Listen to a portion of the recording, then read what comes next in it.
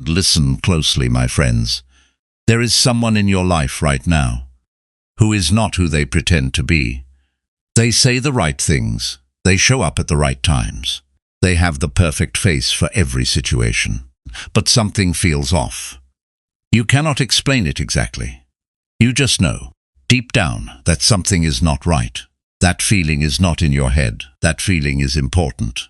And today, the Stoics are going to help you understand it, because 2,000 years ago, Marcus Aurelius, Seneca, Epictetus, these men were surrounded by fake people every single day, people who smiled to their face and worked against them behind their back, people who were warm when it benefited them and cold the moment it did not. And they developed something extraordinary, a way to see through it, not by becoming suspicious of everyone, but by learning to observe clearly. Today, I am giving you 5 simple Stoic rules. Rules that anyone can use, starting today, to spot fake people before they cause damage. Let us begin Rule 1. Watch how they treat people who cannot help them. This is the simplest and most powerful test that exists, and most people never think to use it. Here is why it works. When someone wants something from you, when they are trying to impress you or get something from you, they behave well. They are polite, warm, generous, charming, but that is not who they really are. That is who they are performing to be. The real person shows up when there is nobody important to perform for. So here is what you do. Watch how they treat the waiter at the restaurant. Watch how they speak to someone at the front desk. Watch how they behave towards someone who has nothing to offer them. Are they still warm? Are they still patient? Are they still kind? Or does the warmth disappear the moment it stops being useful? The person who is kind only when it benefits them is not a kind person. They are a strategic person. And strategic kindness is not kindness at all. Marcus Aurelius wrote, "Look at things for what they are, not what they appear to be, not what they say they are, what they actually are." And how someone treats people they do not need is exactly what they actually are. Watch carefully. The answer will always be right in front of you. Rule 2. Listen to what they never say. Fake people are very good at saying the right things. They know how to sound supportive, how to sound interested, how to make you feel like they care. But here is the thing about fake interest. It never goes anywhere. It stays on the surface. It does not remember. It does not follow up. It does not ask the second question. Think about the conversations you have had with this person. Did they ever ask about something you mentioned weeks ago? Did they ever follow up on the thing that was worrying you? Did they ever call just to check in? With no agenda, just to see how you are doing? Or did every conversation stay in the moment, never going deeper, never building, never showing that what you said last time actually stayed with them? Because here is the truth. When someone genuinely cares about you, they carry what you tell them. They remember. They come back to it. Because you matter to them as a person, not as a contact, not as a resource, as a person. Epictetus said, "We have 2 ears and 1 mouth. Listen twice as much as you speak." Now apply that to the people around you. A real friend asks questions. A real friend remembers the answers. A real friend is curious about your life, not because it benefits them, but because they actually care what happens to you.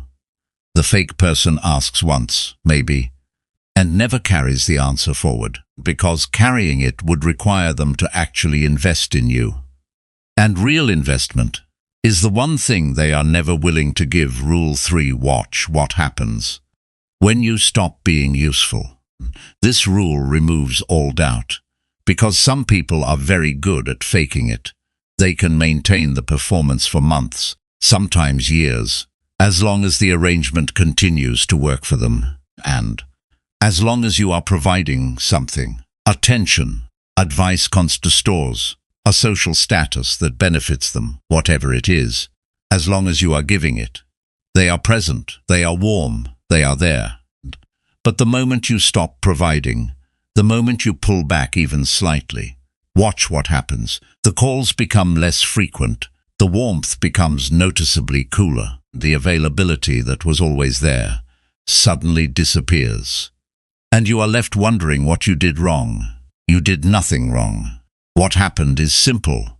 The arrangement ended. Fake people do not maintain relationships. They maintain arrangements.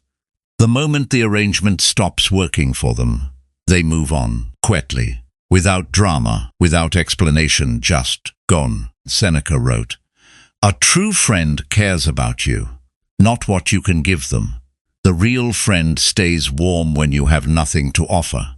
They stay present when the arrangement has nothing in it for them. They show up, not because of what you provide, but because of who you are." And that distinction is the clearest line between real and fake. That exists, Rule 4. Watch their face when something good happens to you. This one is uncomfortable, because it asks you to look at people you care about, in a moment that should feel good, and notice something that does not feel right. But it is important. So here is what to watch for. When something good happens to you, a win, a promotion, a relationship working out, a goal you finally achieved, look at the people around you. Not at what they say, at what their face does, in the half second before they say it. A real friend, someone who genuinely loves you, lights up, before they have even processed what to say. Their face shows pure happiness for you. No delay, no adjustment, just real joy. But the fake person does something slightly different. There is a pause, tiny, almost invisible. But it is there, in that pause. Their brain is calculating, measuring your win against where they are, deciding how they feel about the new gap between you. And then, the appropriate face arrives. The congratulations. The "I am so happy for you." That is amazing. But you saw the pause, and the pause told you everything. Marcus Aurelius understood this completely. He wrote about the people in his court who celebrated his victories with their mouths, while resenting them in their hearts. He did not become angry about it. He simply noted it. He used it as information, and that is exactly what you should do. Do not confront it. Do not dramatize it. Simply note it, and let it inform how much of your real self you share with that person. Rule 5. And then quietly test it. This is the most important rule, because everything we have talked about so far requires you to trust your own perception. And most people struggle with that. They feel something is off, and then they immediately talk themselves out of it. They say, maybe I am overthinking this. Maybe I am being unfair. Maybe I am reading into things that are not there. And sometimes that self-questioning is healthy. Sometimes we are wrong about people. But here is what the Stoics would tell you. Your instincts are built from every interaction you have ever had. Every conversation, every relationship, every moment of watching how people actually behave. That is a lot of data. And when that data tells you something feels wrong, it deserves to be taken seriously, not acted on dramatically, not used to end a relationship immediately, but taken seriously and tested. Here is the simple Stoic test. Stop initiating. Just for a while, stop reaching out first. Stop being the one who plans everything. Stop offering help before it is asked for. Just go quiet and watch the person notice. Do they reach out? Do they check in?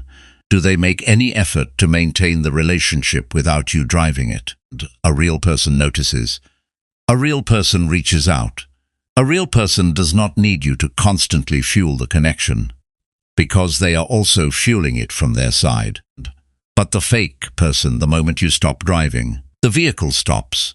No effort from their side, no reaching out, no wondering where you went. Just silence. And that silence, that specific silence from someone who was always warm when you were useful, tells you everything you need to know. Epictetus said, "Seek not that the things which happen should happen as you wish, but know them for what they are. The silence is the truth. Know it for what it is." So here is what these 5 rules come down to. Watch how they treat people who cannot help them. Listen for what they never say. Notice what happens when you stop being useful. Watch the face before the words. Trust the feeling and then quietly test it. These are not complicated rules. They do not require confrontation. They do not require you to become suspicious of everyone you meet. They simply require you to pay attention, to observe, to trust what you see over what you are told. And that is exactly what the Stoics were always asking us to do. Look at things for what they actually are, not what they appear to be.